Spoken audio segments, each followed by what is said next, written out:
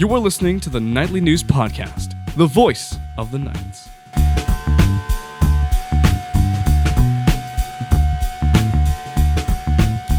Welcome, everybody, to the Nightly News Podcast. This is Professor Paul Miller, and I am so honored to be joined by members of our wonderful and amazing athletic department.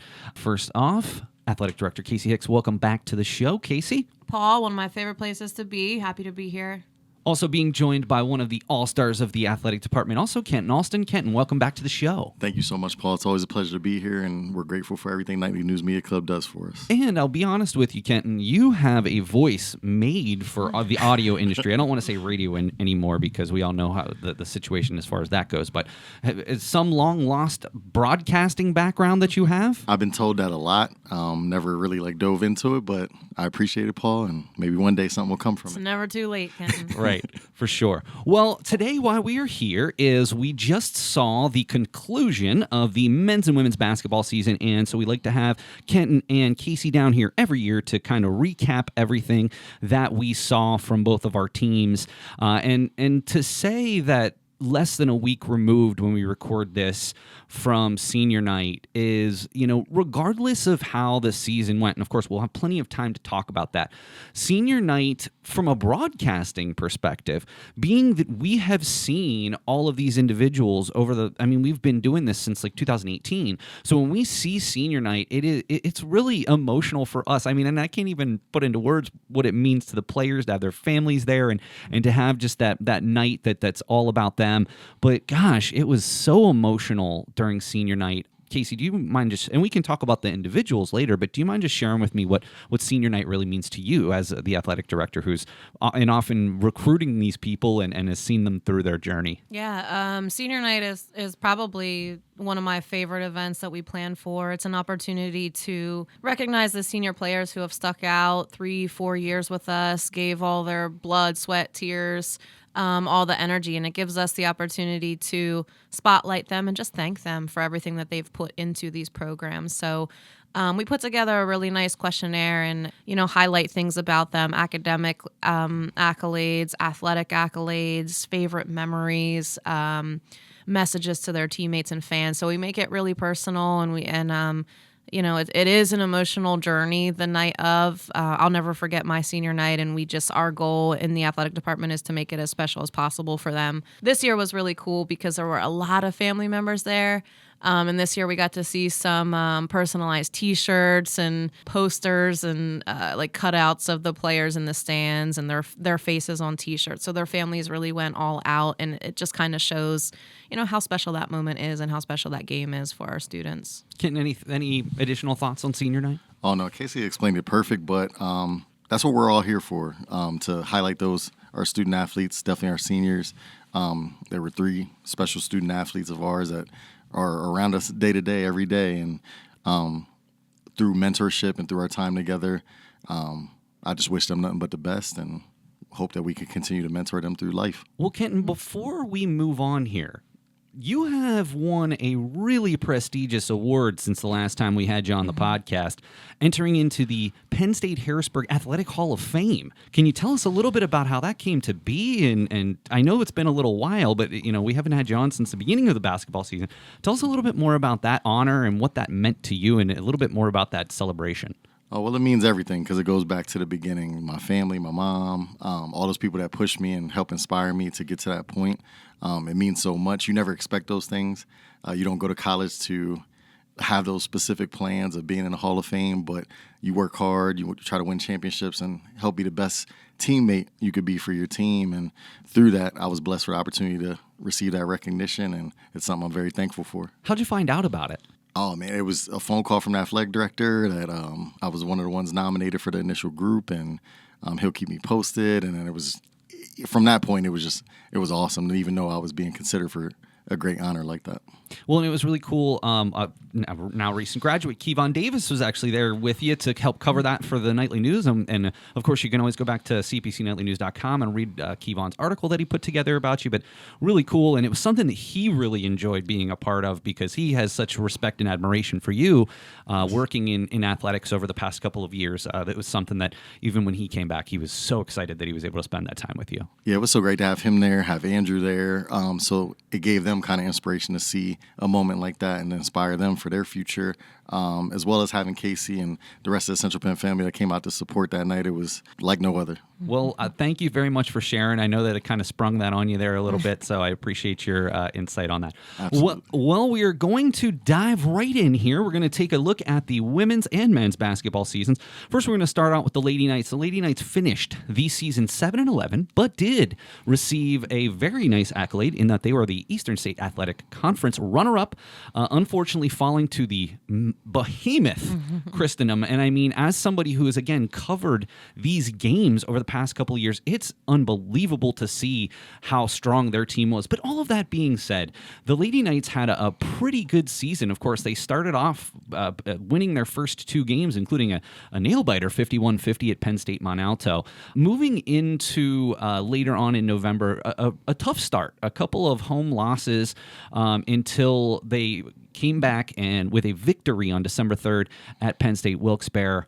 Did lose to Christendom at Christendom, but a big win against Manor College back on December 10th before a loss at Penn State Schuylkill before we went into the holiday. Now, I have a few questions here. As we look back at this season, certainly the first half, what were some of the things? There was a lot of close games. So a 61-57 loss, a 69-62 loss, a 52-44 loss. I mean, as both former basketball players, what does that say earlier in the season, and how does that impact player morale, Kasey, when you're dropping some of these really close games that, frankly, one thing goes another way, you win? Mm-hmm. Yeah, basketball is a game of runs, and it's, mental toughness is a huge part of any sport, so extremely important in basketball. I think when you look at those close games for women's basketball, though, those close losses in the beginning of the season were to USCA D1, Bryan and Stratton.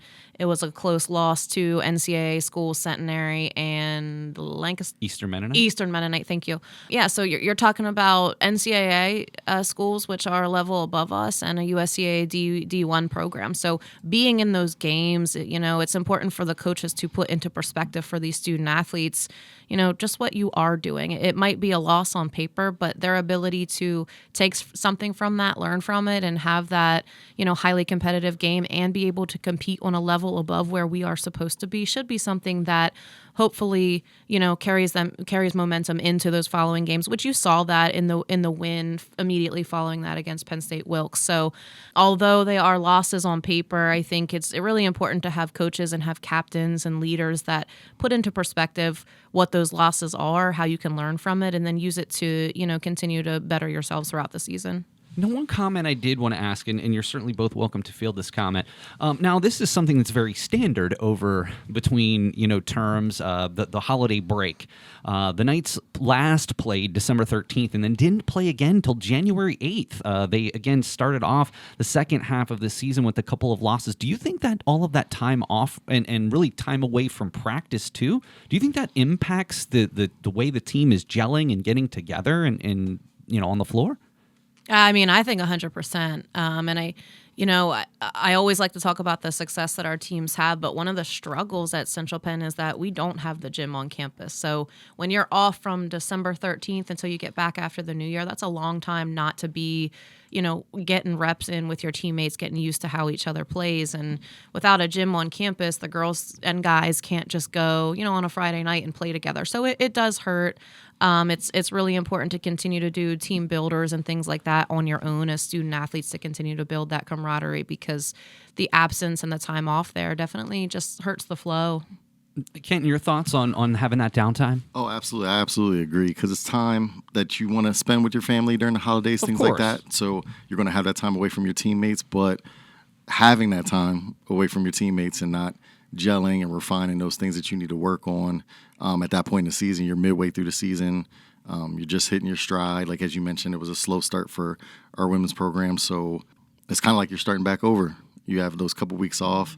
If you're not doing things on your own, which is also a tough piece to keep accountability of, you can fall behind, and you're playing catch up once you get back and trying to get back in that same shape and mode. So it's definitely a challenge. One of the things that I also thought interesting, of course, came back in January for a January 8th and January 11th game, but just the way the schedule worked out, not another game for another 2 weeks. So you have that break, you come back 2 tough losses, and then it's another almost 2 weeks before another game.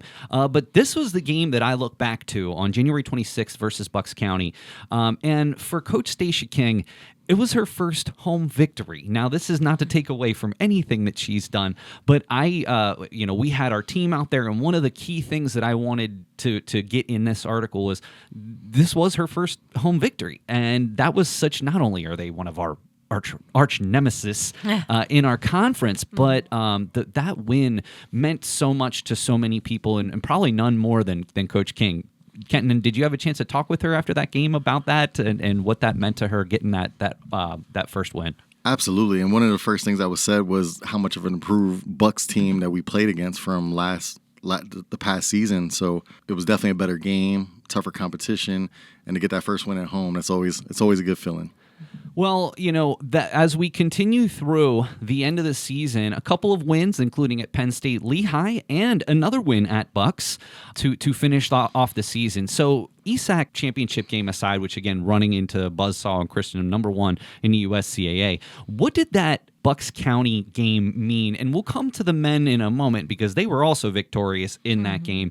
But for the ladies in that last game to beat an arch rival in such a convincing fashion on their own senior day, where you knew that Bucks was giving their 100%, what did that mean for the ladies to finish that season on a high note? I think it's always good to finish a season with a win.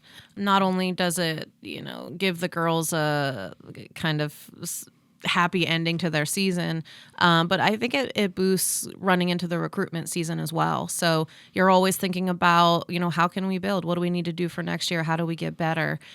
So ending on a win versus Bucks kind of just gives the coach that momentum to go out and talk to recruits about that final game and how they finish the season strong. And then it gives the girls a sense of resilience. The season was hilly. There were mountains to climb. There were battles to fight. And instead of just, sitting down and taking some of the L's and letting it define them, they finished the season strong and, gave everything they had to finish with a win. So it shows the resilience of our student athletes as well. Well, one of the things I want to move into during the last couple minutes here, we're talking about the ladies team, is really some of these players. Now, first of all, I do want to give a shout out to the seniors who are going to be moving on to graduation. That's Brandy Swinton and of course, one of the legends of Central Penn Knights women's basketball, Sydney Flash Green. I would love to hear both of your impressions on these two ladies and their impact on Central Penn athletics as a whole. Let's start with Brandy. Oh, well, Brandy, first I want to say thank you to Kasey for just putting me in the position to give me the opportunity to work with student athletes like Brandy, like Flash. Built a close relationship with Brandy. Just as great of a person, fun person off of the court as she is on the court. Huge personality. I love her to death. It's just always great because they come to us for feedback, mentorship. We see them throughout every weekday, and they pop in and ask our input, what we see and things like that. So outside of basketball, building that relationship with them, it's like you're a proud father, to see those seniors reach this point and do well. Well, and a two-sport athlete too, Kasey, which I thought was really interesting. Obviously, she was on the soccer team, also 3 seasons with Knights basketball as well. What did her being a two-sport athlete mean to you in your guidance of her? I think it just shows her dedication to who we are, to Knight Nation. She steps up when we challenge her as admin. She steps up for her coaches.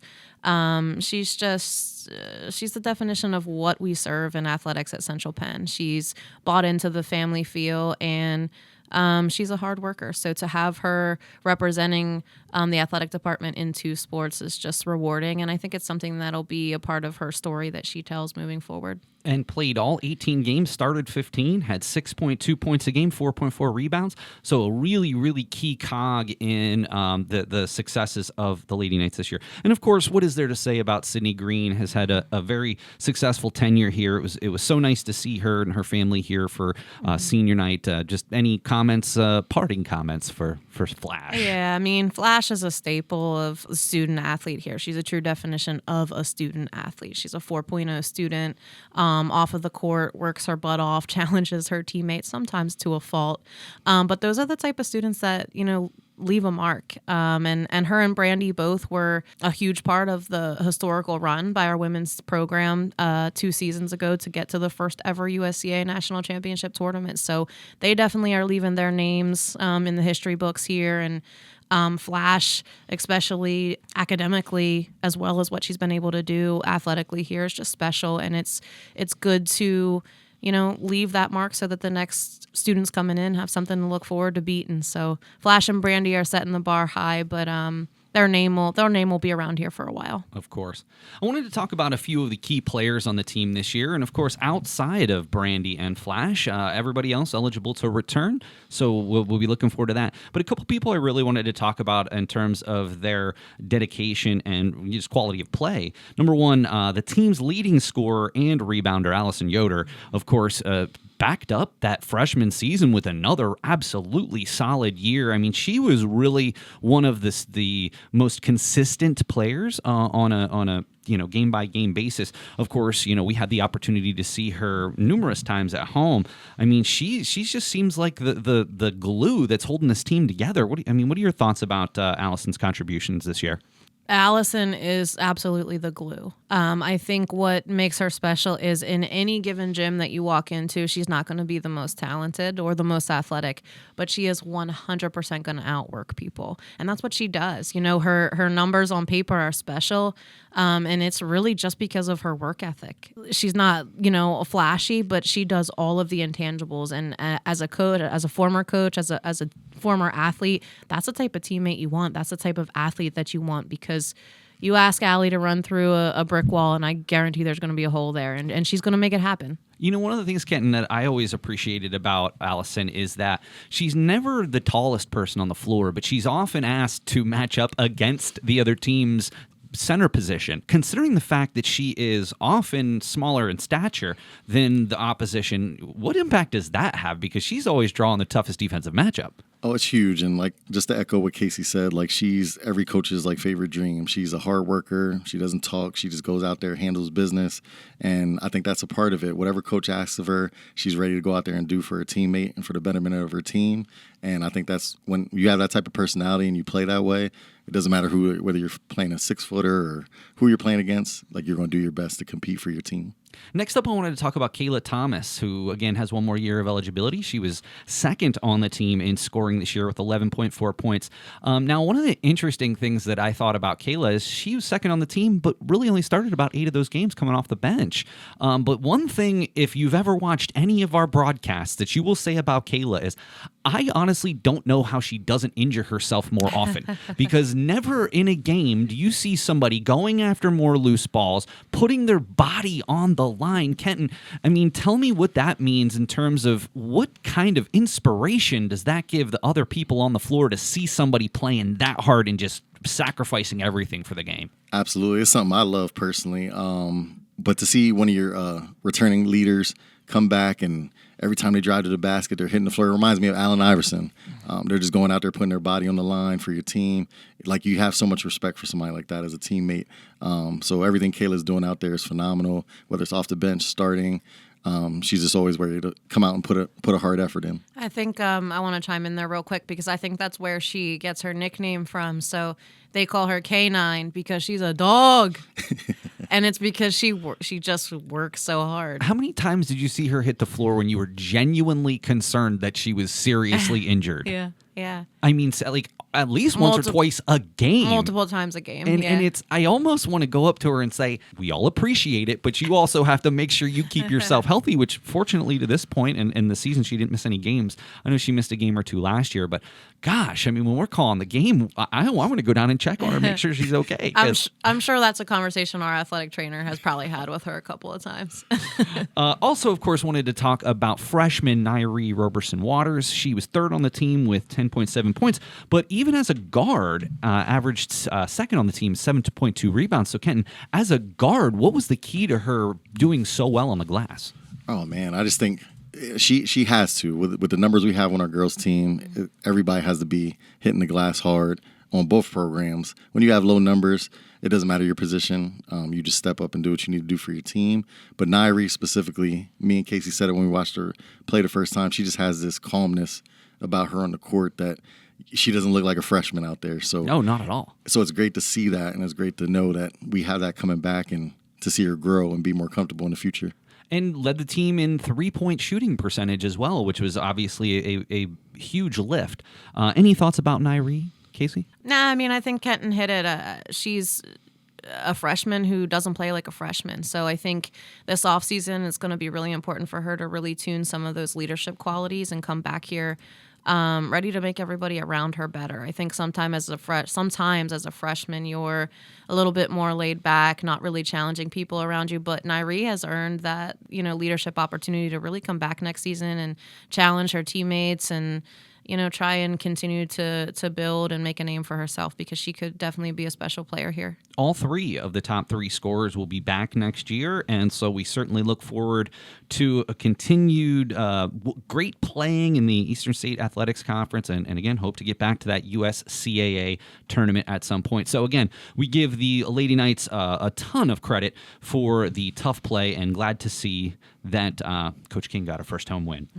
All right, we're going to switch over to the men's team. The men finished up with a 6-17 record, but the biggest and sort of caveat that I want to put here is it was really a struggle early in the season, starting off 1-10, but did turn things around in the second half, and we can talk a little bit more about that, including that big win in the next to last game of the season versus Bucks County. Again, another game that was really important. We also had big wins versus Five Towns, at Harrisburg Area Community College, and versus Williamson Trade the second half of the season. So, Kenton, I'll start with you. Any thought process on where the struggles were for the early season for the men? I think it's meshing. We lost a lot of key contributors to last year's team, losing Rodney, losing Q. Those people are irreplaceable. I mean, they're future Knights Hall of Famers. Absolutely, and to lose that many points per game and that contribution when you have a new group, even with some returners like Khalil, and even for Khalil, it was him coming back off of injury. Yeah. So it was a year full of new players, new groups meshing together, a new five, just getting used to finding that right group. Sometimes with our roster and our roster size, it might take a little bit of time to get used to what the best fit is out on the court. So I think that it was a mixture of that, and then there was tough competition at the beginning of our season. So before January, playing NCAA Division I opponents like Kasey mentioned earlier with our women's team, you're playing higher level talent. So USCAA Division I teams, NCAA Division I teams. So it was going to be a challenge. Hoping to get more than to be 2-12 before the break, but it was definitely a tough schedule leading up to that point. Well, I want to talk about that because two of those losses were to Liberty and to Morgan State, who obviously we played them in their backyard on their home floor. And of course, the Liberty was a little bit more of a spread, but Morgan State Knights actually played really well. And Kasey, your thoughts on the impact that playing these Division I teams has on the team, season long? Mm-hmm. Well, if there's one thing I've come to know about our men's basketball program year after year, it's that they come in never lacking confidence. So they are in my office day one of tryouts, and we're going 20-0. So they always are talking a big game, really looking forward to these Division I matchups. A lot of them have aspirations to play professionally overseas, to continue a career in some capacity with the game of basketball. So having the opportunity to come win, loss, or draw with these Division I programs is really special for their journey. It's their opportunity to kind of see how they stack up to get that exposure. And the facilities, the hospitality is unmatched at the Division I level. So it's really just a great experience for our students. That's always the feedback at the end of the season is they don't forget those trips. They never talk about the final score, regardless if we're in it in the first half, second half, or not. It's the experience for them. So I'm happy that we're able to provide that opportunity. And, they go out there always thinking that they're coming home with a win. And whether they do or don't, sometimes that's half the battle. So there's no question. Yeah. You have to think that you're going to at least have a chance to win, to walk out on that floor and give your best. Well, again, some very close losses. I'm looking back at versus Penn State Du Bois in the bench-off tournament, 90-85. Also dropped a very close contest at Christendom, 79-75 in December. What was it, Kenton, as you look back? So the big win was getting that win at Manor, 96-89 before the break. What was it that started happening when the Knights started, playing a bit more consistently going into the second half? Was that Manor game just a catalyst to that? I was just going to say that, Paul. I think that you hit it right on the head. That Manor game was like a huge motivation because they're one of our ESAC conference teams, but they're also USCA Division I. So beating them on the road in a tough matchup, I think that gave them that motivation to know that, hey, we could compete at least in the conference level and compete for a championship. So that definitely was the turning point, in my opinion. And again, we come back, a win at Five Towns, a 1-point loss to Pawnee Camp Community College back on January 18th, but then a win at a win at Harrisburg Area Community College, did drop a game to Bucks, and then came back and won Williamson Trade. So we're here at a point in the season where they're playing much more consistently, much more, the Paul D. Camp game was probably just, one possession game. That could have went either way. Certainly the second half of the season, again, from my perspective, calling these games, the guys played so much better basketball as a team that second half. So what started happening in the second half that really elevated the way that the guys were playing? And I think, Paul, I say this a lot of times on the podcast, but as I mentioned earlier with the beginning of our season, it's scheduled tough intentionally so that when we hit conference play, we're ready for those moments. It's a lot, I wouldn't say easier, but the competition's a little bit easier from facing those Division I opponents. Like at that point, we've seen our toughest competition, so we're doing that intentionally to prepare us for ESAC play. So I think it looks like that on purpose, but after those experiences, after playing those programs one time, like beating Manor on the road, like it just gives you a different sense of belief. So going into that second half of the season, like we knew we can compete with any ESAC team, Williamson Trade, Bucks. So it just gave us that belief, and I think that Manor game, like you said, was the turning point that showed us that we were able to compete in those games. Kasey, one of the things that I noticed just as from a broadcast perspective is that a lot of away games the first half of the season, so our schedule is kind of backloaded. What is the thought process of booking the schedule that way? This year it was completely unintentional. We had a handful more of home games in November, December, and unfortunately because of facility issues on the weekends, we had to kind of pivot. And then kind of what Kenton's saying, at the beginning of that is filled with more USCA D1 and NCAA D1 schools. Of course, we're always going to have to go to them. So the beginning of the schedule does end up being a little bit more travel heavy, although this year I think it was more heavy than we had initially intended it to be. But then, you come into December, January, February, and you start to get some of those home games back on the schedule, and it allows us to kind of finish our season home, thinking, all right, we're going to finish out January, February strong and make a run for ESAC championship appearances, conference tournament stuff. So it didn't work out how we pictured it this year, but it definitely is helpful to have the second half of the season a little bit more home heavy so that we can hopefully capitalize on some home wins. Couple of people I want to talk about for the men's team, of course, the lone senior on the team, Anthony McClinton. Really impressive at home. In fact, he was multiple-time Nightly News Player of the Game for us. Talk to me a little bit about Anthony's, really what it seemed to me, slow first half and then just turned it on in the second half. Share a little bit more about your thoughts. I think there's a point in every senior's journey where you realize, man, this is it. I remember going through it in the second half of my senior year. It's like got to leave everything you have on the court. And I don't know if that was the case for Anthony. He's like fifth year, COVID year, senior. I think maybe the second half of the season, he was just in that mentality. Like, this is the last season I have. I'm going to leave everything I have out there. I think it was a confidence boost too. He started having 1 or 2 games where he put together good runs, got decent minutes on the court, and was able to just kind of feed off of, the string that he was putting together. He's one of the USCA leaders in field goal percentage. I mean, he's been shooting an extremely high field goal percentage. He takes good shots. He makes good decisions. So he's a great leader for the team, and I think it was just stringing together that confidence and then really getting him those minutes out there to make something special happen in the second half of the season. How about 52.8% from the floor and a 41.9% from the three-point line is pretty incredible. Just as a personal note, his senior night was very special to me. So he's been one of my students for a long time. Ups and downs, yes, all students have it. But I'll tell you, and I didn't put him up to this, he had something in the notes that you talked about having them, fill out a little questionnaire about me personally. And for probably the first time in my broadcasting career, it brought a tear to my eye.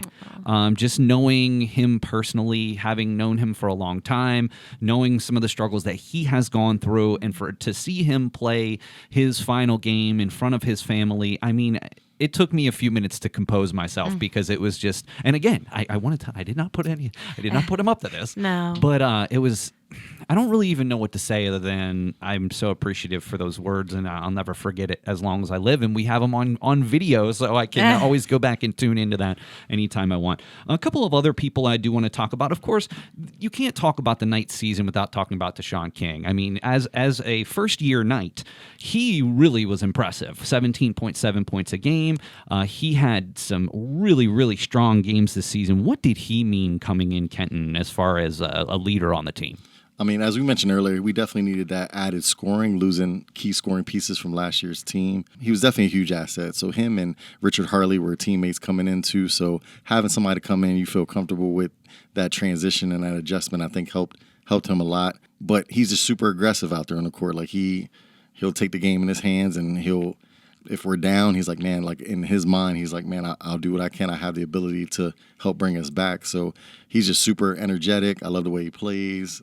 Just a great new addition, and we definitely needed that scoring addition to make up for our loss last year. You'd mentioned Khalil Dukes as well, second on the team with 11.1 points a game, but also 4.8 rebounds a game. So what was it like to have him back this year? He was clearly, you could tell that he embraced the leadership role. So talk to me a little bit more about that situation. Yes, and just shout out to Khalil. He's a great leader, great captain. I know he always tries his best, and he always reaches out to us for advice and things too, but it was just a pleasure to have him be healthy and able to play this season. I think that was the most important part for us, just seeing him out on the court, enjoying the game, being able to do what he loves to do. It definitely, as a captain and as a leader, being on the court and being able to play kind of has more juice to it when you're trying to motivate your teammates and things like that. So Khalil's one of those guards just like Deshaun, where he'll do anything. Like you said, he's one of our leading rebounders as a guard, but we need that from him. He's just all around great talent, great person, just a great example to be a captain of our team. Kasey, can you speak to his, I don't want to say improved leadership, because that implies that there was a deficiency previously, but I mean, you could see it, like visually, when you were in the stands, you could see him working with people and really trying to get people motivated. Tell me about the difference that made with the guys. I think it was a mentality for Khalil just being able to be on the floor. So last year he struggled with injury. He wasn't able to play and had to redshirt. So I think being able to be out there with his teammates and fighting, 40 minutes a game kind of just elevated that leadership in him. It just, ignites something different. His teammates prior to this season, they all vote on captains, and Khalil was voted as captain. So it said something to him. It gave him the confidence he needed to really just go out there and move differently, and he did. He was in and out of our offices all season talking about, what can I do to help turn things around? What do I need to do to adjust this? How can I improve myself? How can I improve my teammates? And when you have a leader that's asking those important questions and really wants what's best for the program, you have people that are backing you. And I think that was Khalil. He had administrators behind him. He had the coaching staff behind him. And I think that gave him the confidence and, ability to get out there and definitely just shine a little bit differently this year.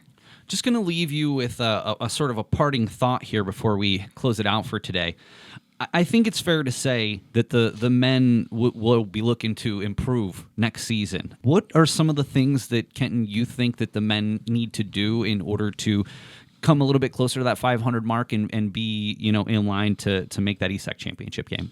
I'll be bluntly honest, Paul. I think we just need to be more together, less worried about individual goals, worried about the betterment of the team, just winning games. It should never be about stats or different things like that. At the end of the day, if you win games, those accomplishments and those things come from winning. So just being a team, wanting to win, wanting to see those end results be W's, I think that having that mindset, I think that will help them turn it around next season. Kasey? I echo that. Kenton and I talk about it all the time. Obviously, part of our goal is the administrative work and all the desk work, but then there's another part where him and I get to talk and fantasize about what do we need to do, And that's it for these guys. So many of them have dreams to play further, so they tend to focus more on individual accolades when really you invest in the team, you invest in each other, those individual accolades are going to come naturally and they're going to come better.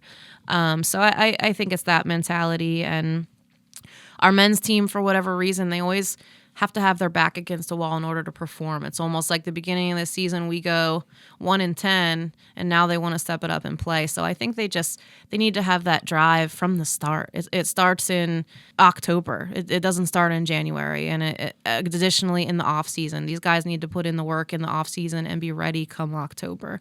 So they just need to change their mentality a little bit to that team first mentality and really put in the work where it needs to be instead of waiting until your back's against the wall to adjust. A lot of returning players next year, a lot of younger players that only had a spattering of minutes. Hopefully their minutes will increase. But generally speaking, loved what we saw, loved the new players coming in. Great to know that we have some additional returning players that will be coming back. Of course, we'll miss Anthony, but it seems like there's a lot of people to step in and take his place. And of course, new recruits coming in as well. So we wish the men a great offseason. We'll look forward to seeing both teams back on the floor, hopefully next November for the Nightly News. Well, just real quick, on our way out of here today, I do want to put a quick shout out for baseball. Now, we did our baseball preview with Dalton Kohler and a couple of the other folks on the baseball team, but just wanted to give a shout out to please save the date for it's going to be coming up here really soon. In fact, 1 week from when we release this podcast will be opening day, March 18th, the home opener on City Island, and then followed up by another game on March 20th. Kasey, what can we look forward to from the men's baseball team in 2025? Oh, man, I'm excited to see the team. So under new leadership with Coach Chaz Stevens, I've watched him in the offseason challenge these guys, not just in baseball, but in the game of life. And I think that's going to be something that we see transpire into wins on the field. He's really focused on developing leaders, and I hope that's something that we can see. Our baseball team are back-to-back ESAC champions, and there's nothing wrong with a three-peat, and I think that's what these guys have their eyes set on. They have a special group of seniors coming back ready to lead this team, and I think we're in good hands. I'm excited to see what we do. Yeah, it honestly compares me and Kasey talk about it a lot. It compares me to our men's soccer program. I think they're the closest thing to that with our athletic teams. It's a good mix of returners, good mix of newcomers. And like Kasey said, with Coach Chaz Stevens, I'm excited to see what he does. We already got a strong win at Mid-Atlantic Christian on the road. So I'm just excited to see once we get home at FMB what our boys are capable of doing. I have one final question. And I copped to this last week on the podcast. When we called the ESAC championship game last year, I was still under the impression that we were alive to make the Small College World Series. We were not. I was not. No one let me know, hey, this has already been decided. What do we have to do? Back-to-back ESAC championships, been to the ESAC conference championship game 3 years in a row. What is it the Knights have to do to get the invite to the Small College World Series, Kasey? Start off the season stronger. If you remember the past 2 seasons, we finished really strong, almost similar to basketball, but we had a small run in the beginning of the season where we just dropped some close games. So it's really finishing out the beginning of those games strong and coming home with the wins. I think we are turning heads right now in the USCAA, specifically for our baseball program. I think people are starting to see the strength in our program. So the votes are going to start coming our way, but we need to do our part to show that consistency in those wins. Making it to the ESAC championship, of course, that's an honor. It's something that we all look forward to in the conference, but we need to show the consistency out of conference play as well, and that needs to be the focus this year. Fair enough. Well, Kenton, Kasey, thank you so much for joining us today on our basketball wrap-up. Frankly, none of this would be without you two. So I just want to thank you so much for all of the hard work I know that you put into this, and we just look forward to continued excellence here at Central Penn. So, Kasey, thank you so much for your time today. Always, Paul. I love being here, and you guys are a part of that excellence. You make this happen with us, so thank you. Well, it's not just me, it's my team, but we appreciate that very much. And Kenton, thank you so much for your time today. Yes, thank you, Paul. And as you mentioned earlier with Anthony's situation, like that's kudos to you, Paul, and who you are as a leader on campus and nightly news. Like anything you need from us, as always, we're here to assist. Appreciate you. All right, well, that's going to do it for this episode of the Nightly News Podcast. I want to thank Kasey Hicks and Kenton Alston for joining us here today on our basketball wrap-up. We'll have them back here maybe at the end of the baseball season, review that and take a look at the upcoming soccer season. So we'll have you back again soon. All right, until next time, this is Professor Paul Miller, and we'll see you again on the Nightly News Podcast.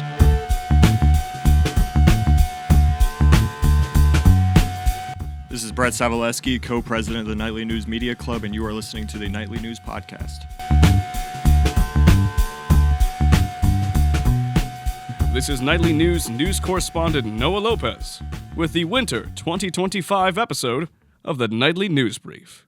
This news podcast features audio versions of stories from our student reporters. Articles by Noah Lopez, Elijah Hoon, Alex Foley, and Nick Hogan are featured in today's episode. The Student Government Association is still here, still meeting, and still working for students, whether you've noticed or not. With leadership positions open and participation lower than hoped, SGA is pushing to make its presence more known while continuing to plan events and advocate for student needs. Right now, SGA's executive board has just 2 members, President Ashawn Harris and Vice President Seth Parr. The treasurer and secretary positions are open, meaning there's more room for students looking to get involved. While some general members attend meetings, they don't hold official positions due to time constraints. Club advisor Elijah Tinson said, SGA meetings occur every other Wednesday at noon in the courtroom on the first floor of Bollinger Hall. If you feel like you haven't heard much from the SGA, you're not alone. Tinson acknowledged that student engagement has been a challenge, but that doesn't mean SGA has been inactive. So far this term, SGA has sponsored a trip to the Pennsylvania Farm Show and a bowling night on February 18th. The organization also teamed up with the Activities Advisory Board for a virtual bingo night in an effort to engage students who might not be able to attend in-person events. But the big question remains, how can SGA get more students involved? One idea is to have representatives from different clubs attend SGA meetings, helping to bridge communication gaps and ensure student voices are heard, according to Tinson. Looking ahead, SGA is focused on increasing student participation, strengthening connections with other clubs, and possibly organizing more community service events. The biggest priority? Getting more students to show up, get involved, and take advantage of what SGA has to offer. Tinson said, quote, "You don't have to be in SGA to come to the meetings. Every student is already a part of SGA just by being here." End quote. Your chance to see what's happening or to step into a leadership role is open. For more information or any questions regarding the SGA, contact Tinson at elijahtinson@centralpenn.edu. Have you ever wondered why we lower the flag during a mourning period? Who makes the decisions of when to lower it? When is it done, and for how long?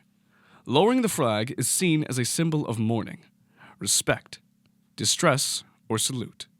The flags are usually lowered during mourning to honor a significant person who has died or mourn the death of multiple people after a tragedy, such as a natural disaster, shooting, or terrorist attack.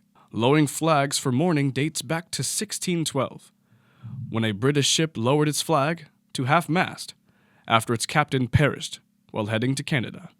Scholars believe the flag was lowered to half-mast to make room for the invisible flag of death. Government leaders usually decide when to lower a flag. In the United States, the president decides to lower the nation's flag by issuing an executive order.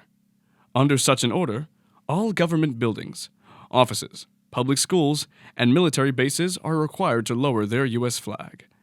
The U.S. Flag Code set standard rules for flag lowering in 1954. The flag is lowered for 30 days or a month for the death of a sitting or former president, 10 days for a current vice president, current Speaker of the House of Representatives, or current or retired Chief Justice of the Supreme Court, the day after a member of Congress dies, from the day of death until interment for other people in notable positions, such as a state governor. Flags are also lowered for the deaths of other notable figures and victims of tragic events upon presidential proclamation. The flag can also be lowered on days of remembrance, such as Patriots' Day, the beginning of the Revolutionary War, and which is a holiday officially recognized by several states throughout the nation. September 11th, the anniversary of the 2001 terrorist attacks. Memorial Day, the last Monday in May, until noon. Pearl Harbor Remembrance Day, December 7th, until sunset. Lowering the flag is a simple and respectful way to honor people who died and remember them for what they did for the nation or the world, or as a remembrance in a community or nationally of people who were not leaders or well known. The CPC film series returned to the Capitol Blue Cross Theater in February with a screening of David Fincher's film, The Social Network. Hosted by Associate Professor of English Amanda Stuckey, advisor of the Central Penn chapter of Gamma Beta Phi, the event offered students, faculty, and community members a chance to explore the film's themes of ambition, innovation, and the cost of success in the digital age. The Nightly News Media Club at Central Penn College sponsors the film series, under the auspices of the CPC Film Series Committee, which means the club keeps money for its treasury that people donate for refreshments. The Media Club co-sponsored The Social Network with Gamma Beta Phi and split the $40 in donations with the Society for a food pantry drive Gamma Beta Phi is holding through February. Before the screening, Stuckey provided insights into the film's creation, its real-life inspirations, and the ethical dilemmas it presents. While The Social Network is widely praised for its sharp writing and performances by many household names, Facebook founder Mark Zuckerberg has publicly criticized the film for its numerous inaccuracies. However, as Stuckey pointed out, whether or not the film is factually perfect is less important than the broader messages it tells about power, relationships, and the evolving role of tech in society. As a part of the Nightly News podcast, Nick Hogan had the opportunity to discuss The Social Network with Stuckey, alongside Nightly News podcast host Professor Paul Miller. Together, the group discussed the movie's continued relevance, how its themes have evolved, and the impact of social media on modern life, even more so now than 15 years ago when the film was released. While sitting down with Stuckey before the presentation, Hogan asked about how The Social Network addresses the dynamics of innovation, competition, and personal relationships in the tech industry.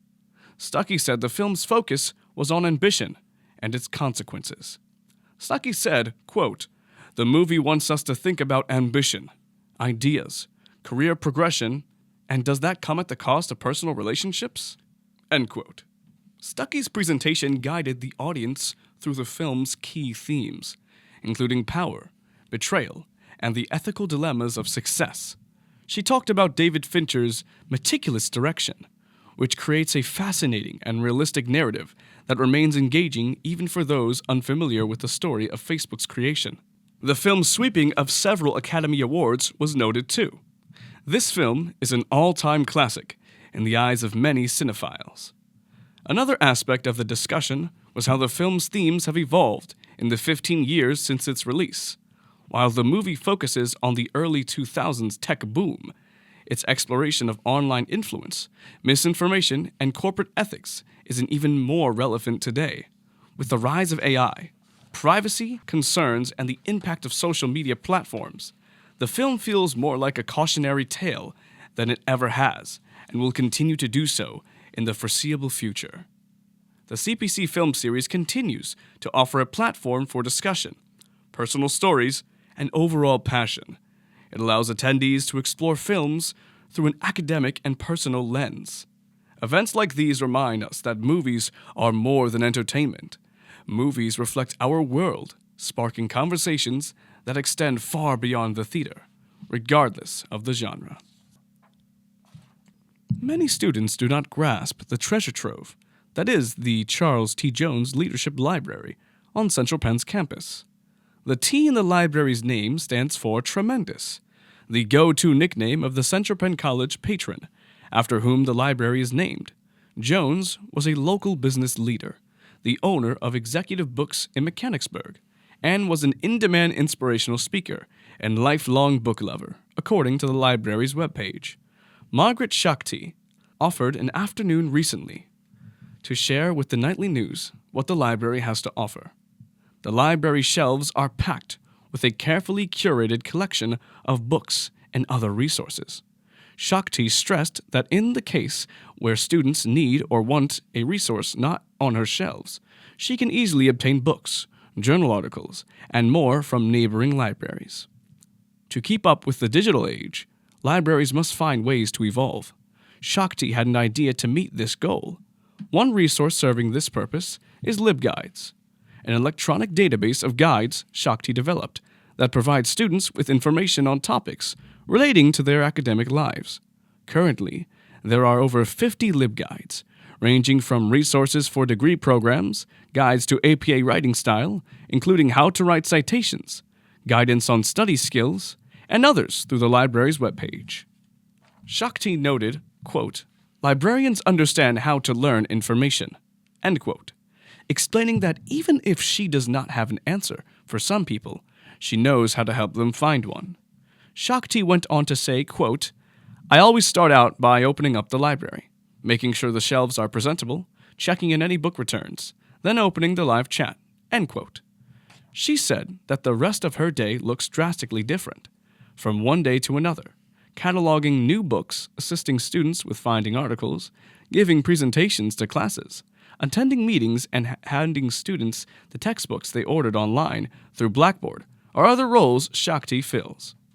Starting at 16, Shakti began working in her local library, eventually taking over as manager at 18, all while putting herself through a bachelor's to master's degree program at Clarion University.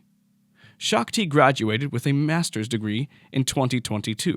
She spent some time volunteering for the American Red Cross, for which she was deployed for disaster relief in Washington state during the summer heat wave, and to Kentucky and Philadelphia during flooding disasters. Shakti was, quote, "so excited," end quote, to begin working for Central Penn's library in March 2023. This has been Noah Lopez with the Winter 2025 episode of the Nightly News Brief.